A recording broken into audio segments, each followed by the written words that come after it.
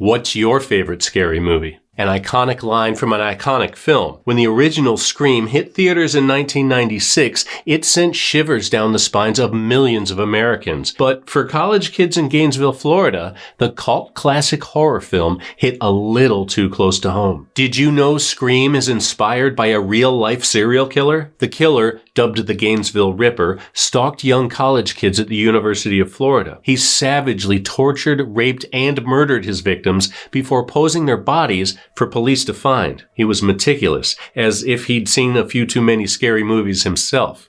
He knew what police would be looking for and made every effort to throw them off his trail. For 72 harrowing hours, Danny Rolling terrorized the college town of Gainesville, Florida. Danny murdered 5 innocent students as they slept in their off-campus apartments. He mutilated their bodies before slipping into the night, knowing the police would never catch him. And they never did, at least not for the murders. Instead, Danny's ego got the best of him in the end. But his twisted journey to death row was one written in blood.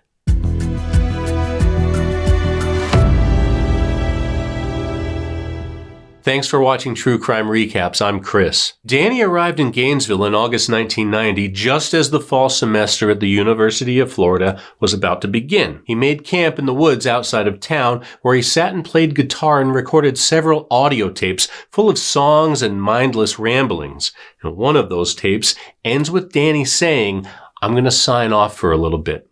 I've got something I've got to do."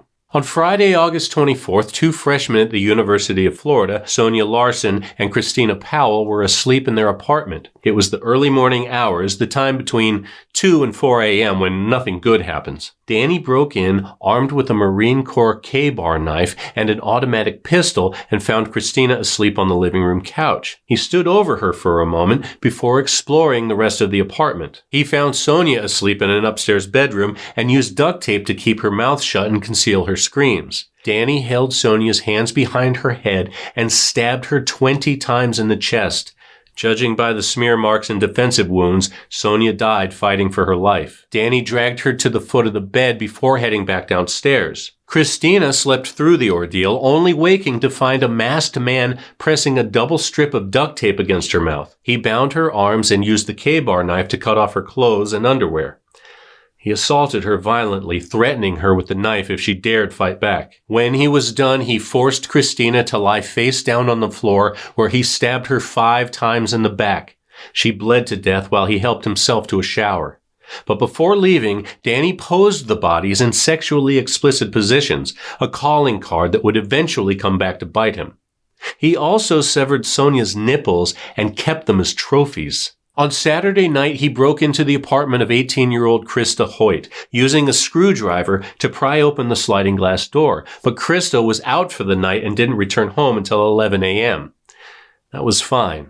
Danny had nowhere to be. He ambushed her from behind when she finally came home.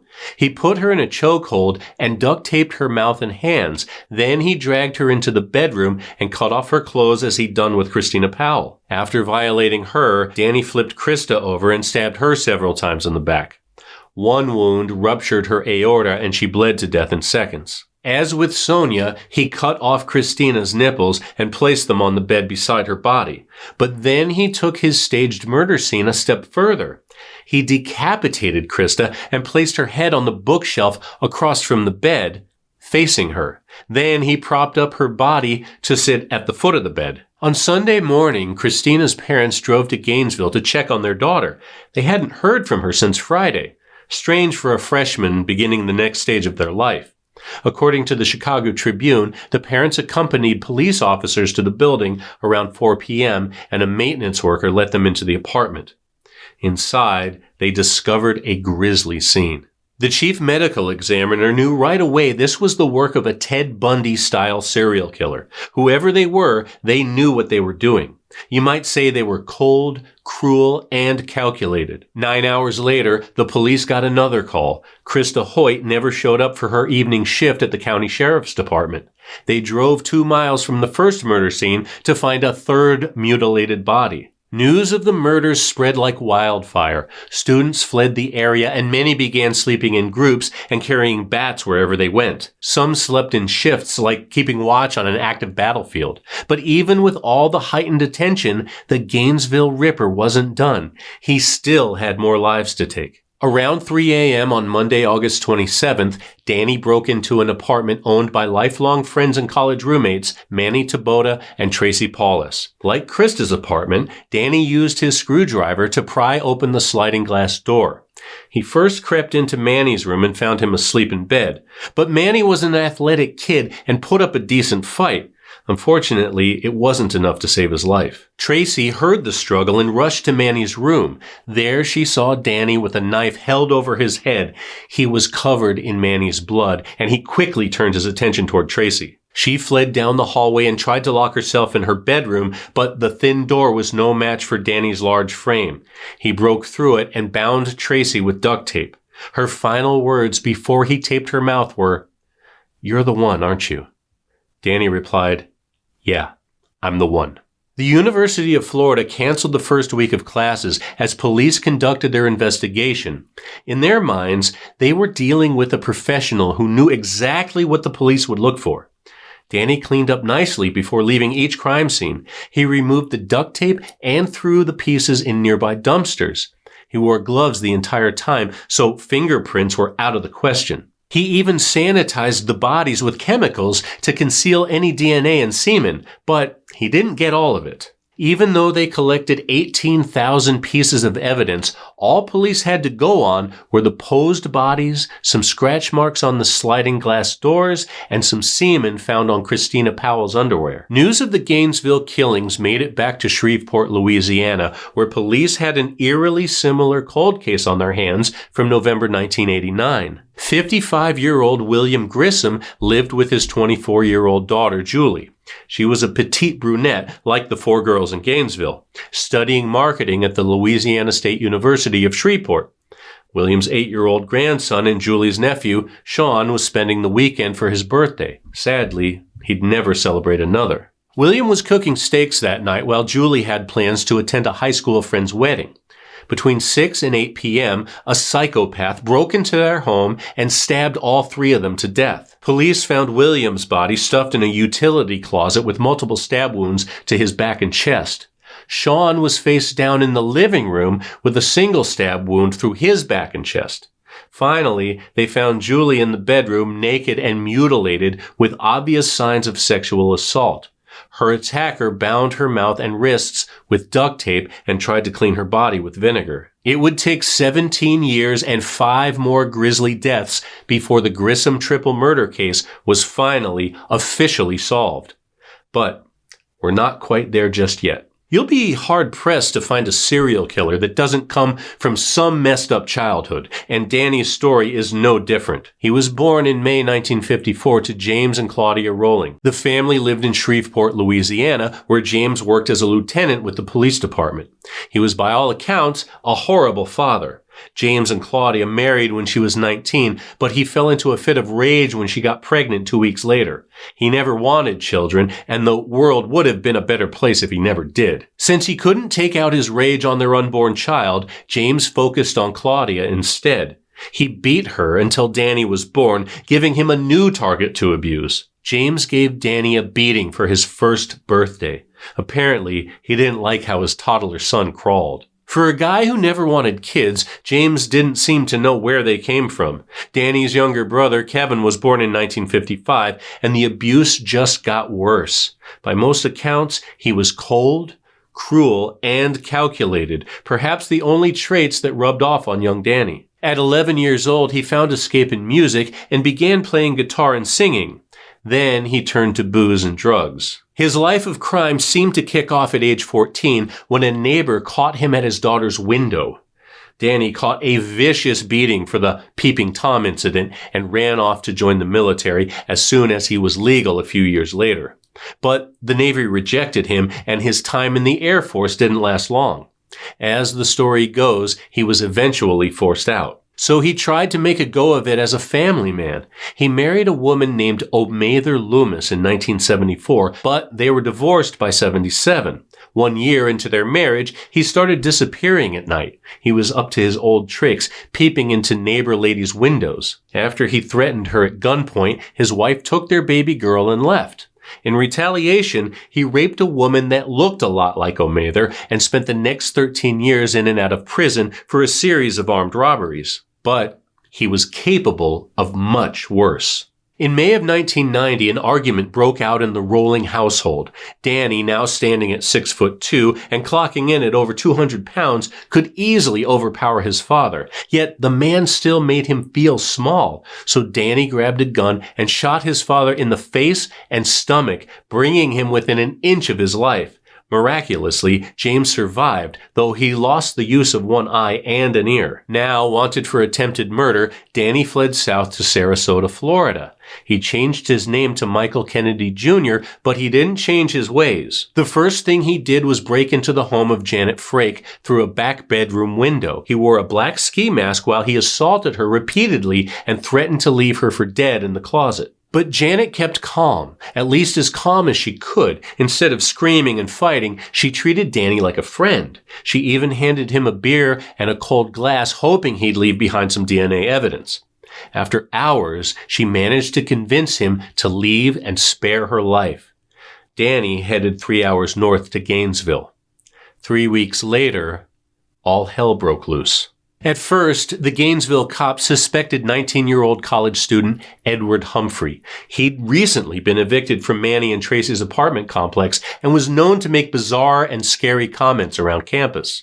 According to the New York Times, police arrested Edward after he allegedly assaulted his grandmother, though she denies anything ever happened. While Danny camped out in the woods for the next 2 months, playing guitar and singing songs, police publicly identified Edward as the prime suspect in the Gainesville slayings. They plastered his picture in every newspaper and set his bail at $1 million, but they never found any evidence against him. Sure, Edward was an odd kid. He made the perfect scapegoat for the brutal killings, but he wasn't the Gainesville Ripper. Less than a month after the murders, forensics confirmed the DNA found at all 3 scenes was from the same man, but it wasn't Edward Humphrey. But the public had calmed down by then, thinking the Gainesville Ripper was in police custody. So, to keep the peace, the cops kept this new discovery to themselves.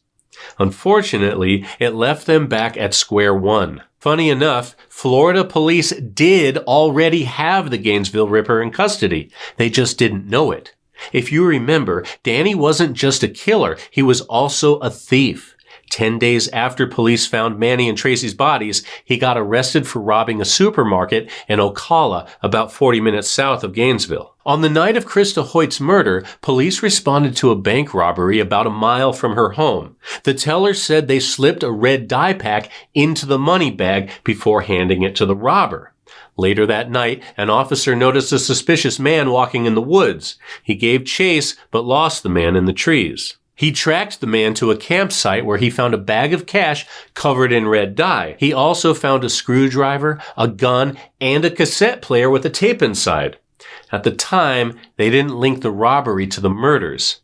If only they'd listened to that tape. The Gainesville Ripper case was on the verge of going cold when a woman from Louisiana called in with a groundbreaking tip. Cindy Jurasich had grown up with Danny in Shreveport. They went to the same church, and he regularly hung out with her and her husband Steve. In late August 1990, Cindy was driving across the Florida Panhandle when she heard the news about the Gainesville murders. It made her recall something Danny had said before leaving town. He said, "One day I'm going to leave this town and I'm going to go where the girls are beautiful and I can just lay in the sun and watch beautiful women all day." If that's your goal, Gainesville is the place. He had also told her husband Steve that he liked to stick knives in people, which was the last straw. Danny wasn't welcome in their home anymore, and he skipped town shortly after. Cindy thought about it for a few months, but she couldn't ignore the feeling that her old acquaintance could have made his way to Gainesville. In November 1990, she suggested they look into Danny Rolling. That's when they went down to the Marion County Jail and tested his blood. Sure enough, it was a match. Police rushed back to Gainesville and examined the campsite evidence. They finally listened to the tape recorder, which included recordings of Danny singing and talking to himself. In one song, he sang, "Mystery Rider, what's your name? You're a killer, a drifter gone insane." Finally, the man on the tape admitted to being Danny Rolling, and the final puzzle piece fell into place. They charged him with murdering the 5 college students and convicted him of bank robbery before the murder trial began. He was transferred to Florida State Prison, where he befriended Bobby Lewis, a death row inmate serving a life sentence for killing a drug dealer. For some reason, Danny told Bobby everything about the murders. He wanted to make an official confession.